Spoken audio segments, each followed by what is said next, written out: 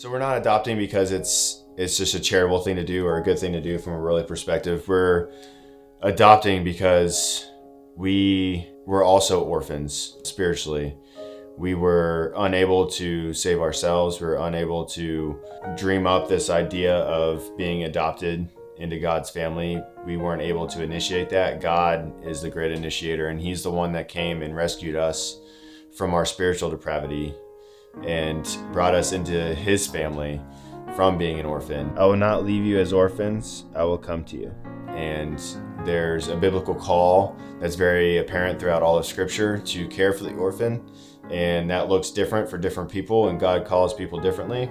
But God specifically placed a calling on our hearts to care for the orphan through adoption. And that's what started us on this journey and what continues to press us on until we bring our daughter home. I think one of the most beautiful things about the gospel is that Jesus left the comfort of the Trinity not out of a deficit because He needed us, but out of love. And when we began this adoption, it wasn't because we needed something. It was out of an overflow of love in our hearts given to us by the Father.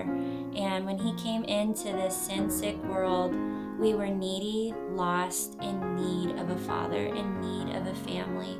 We had no way, no access to a holy God. We had no rights to be in His family. We had a debt of sin to pay.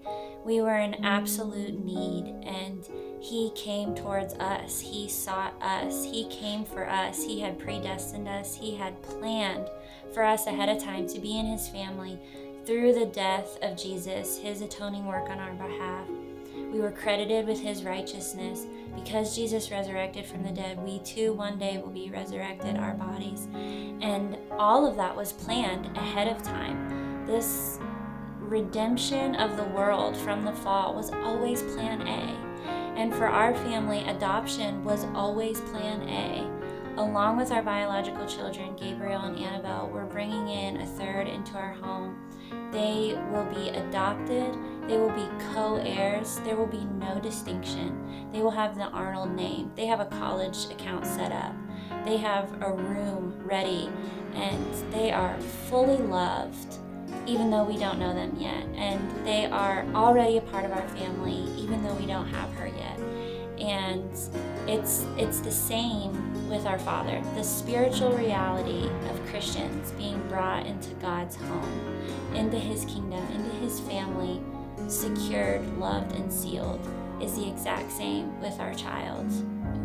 She will be an heir, just like Gabriel and Annabelle, and all Christians are heirs. We are co-heirs with Christ, and we are so thankful that the Lord has called us to display His character and His plan through our family in adopting a little girl from China. Of God. And if children, then heirs, heirs of God and fellow heirs with Christ, provided we suffer with Him in order that we may also be glorified with Him.